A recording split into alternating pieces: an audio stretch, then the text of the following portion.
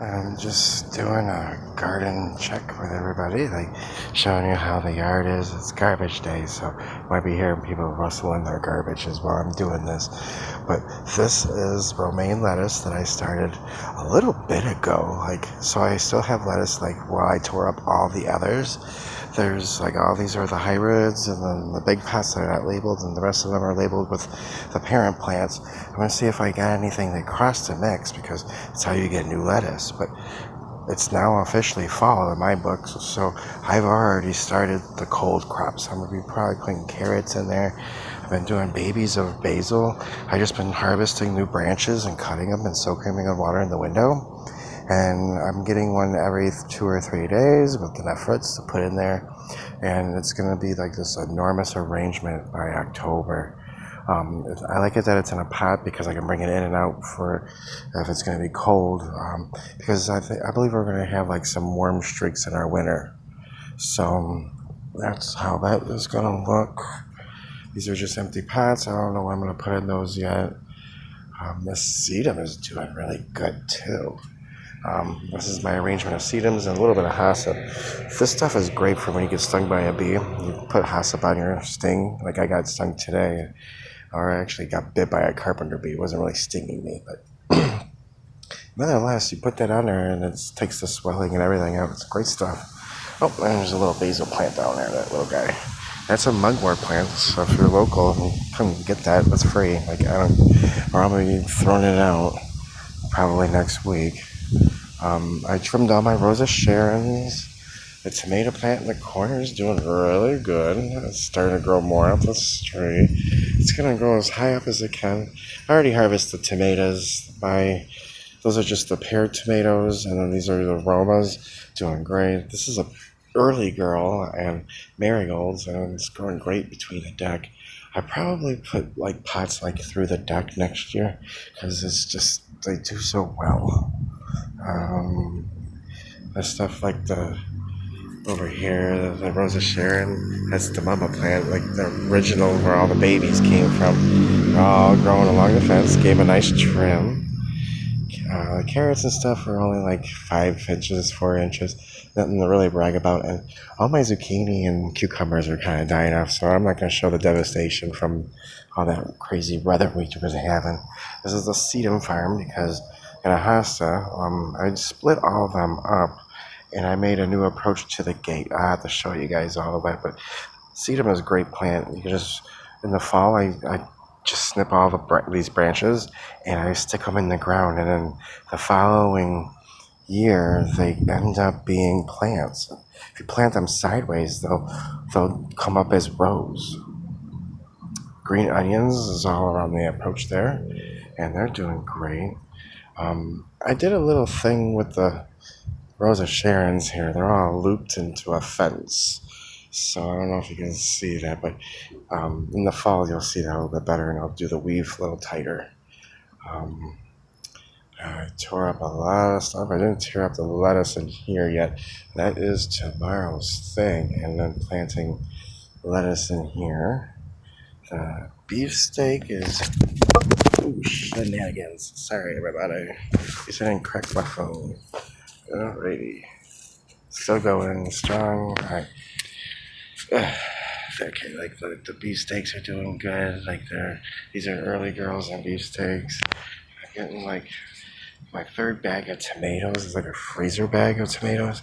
They're doing excellent. The mugwort I trimmed back and it's rejuvenating really nice. So that's a good spot for it. The moonflower I didn't plant, and I'm gonna get more seeds from those. The birdies have been eating the cauliflowers seeds. I fertilized this and it came back. I have no clue what this is. It was a volunteer. So it could be anything. I don't know, but this is the arch I made out of the Rosa Sharons this year. I really like how that came out. My beans on this trellis is awesome. Doing it again next year. And the marigolds is lit this year. They're all over the place. The flax as well. I got coneflowers galore everywhere. These are so I can have bees pollinate. Mugworts in the bushes. I trimmed all the bushes. They look good. And then the tomatoes and stuff. Like I'll show you guys the tomatoes if you want to go in there a little bit. Like celery's over here with the mugwort. And then I got a row of Italian basil. And then I got a row of Swiss chard. And there's marigolds all popped in between it all. So like there's like Swiss chard all in there. Swiss chard in there, Swiss chard in there, and it goes like in a full row, believe it or not. And then this row's, I just lollipopped all my basil, meaning like I trimmed and pinched all the tips of them, which I'm going to be doing that again in a little while this week, like probably in a couple of days. I'll do an Alexa reminder. I have the giant kohlrabis. They're still growing pretty good. You can see them over there. And early girls are back there. I got an Abe Lincoln around here too. That's not really doing much. Purple basil's in here, jalapenos, red peppers, bell peppers. My swamp marigold right there. My white fox is back here. Got some basil, some oregano, some parsley. And this is like a Vermont flower plant. Like I grow the crap out of that. These watermelons are the mini watermelons. I got these from Japan like a year ago, and they are like the size of navel oranges. They crossed with my Orangelo, which is an orange watermelon, and it came out like this yellowish golden color, like the marigolds. Like totally excited, so I'm saving seeds of that. Next year, if they come back like the same colors, like or even other colors, like I'm gonna get another different color watermelon and plant it next year, so like I can get like different colors. I've already did white and pink because I always grew white anyway, so it's got the genes in it. A lot of times the red always goes hybrid to pink anyway because the white is so recessive, but the white has actually got the most sugar. So like I'm gonna mix them probably with like the red one. I'll probably do like another Orangelo, and I'll probably do like another color. And like so it has like a large variety because there is a watermelon that has like those colors already, the white, orange, and yellow, and red. And it looks like the rainbow sherbet you get from Baskin Robbins. It's pretty nifty. But you can see like there's this one in here. And this one's like almost done. And I'm just fitting them in a little bottle. Like these keep the squirrelies out of them. And I can put them in there tight. And they don't fuck with them, which is really beneficial for me because I don't have enough time to keep coming out here. And then these are Italian beans from Italy. I'm going to be so growing these, like, again. Like, these things grow crazy.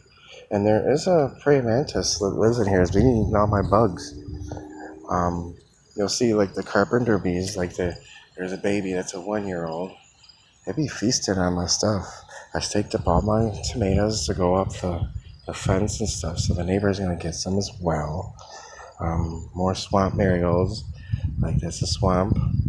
Look at how that one's like variegated. It's white and yellow. That's kind of cool. Kind of mixed. They constantly like mutate and do different things. Like I have like that one. That one's a Cracker Jack. Like that one's like a Cracker Jack as well.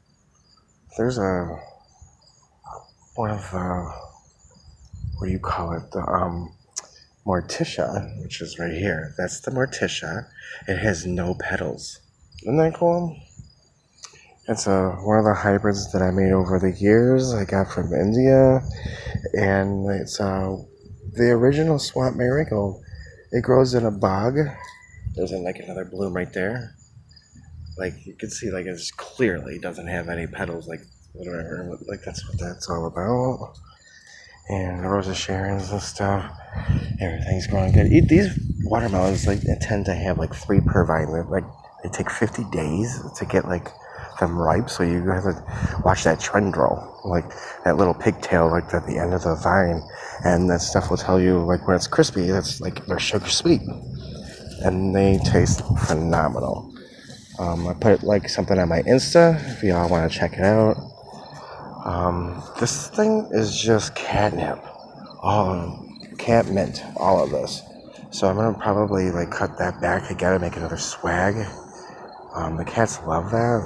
And you just put it like up where they can't reach it, and they'll just hover in that area and lay there, be content. Or if they're crazy like my black one, they'll jump up there, try to get it. And it's entertainment for hours. More tomatoes and stuff in here. I don't have a problem with bees. Like, they just be the big old bumblebees, the big old carpenter bees. They just be chilling. Black-eyed Susies, kohlrabis, more of these marigolds all the way down here. All different kinds, really. I have some on the other side, too. But these are mostly like Cracker Jacks and stuff. The carpenter bees and the big bumblebees, like, they love them. They're all over them. And let's see, I'm going to probably go, if Mr. Bumblebee on the side of the house isn't crazy, I'll show you guys the side of the house.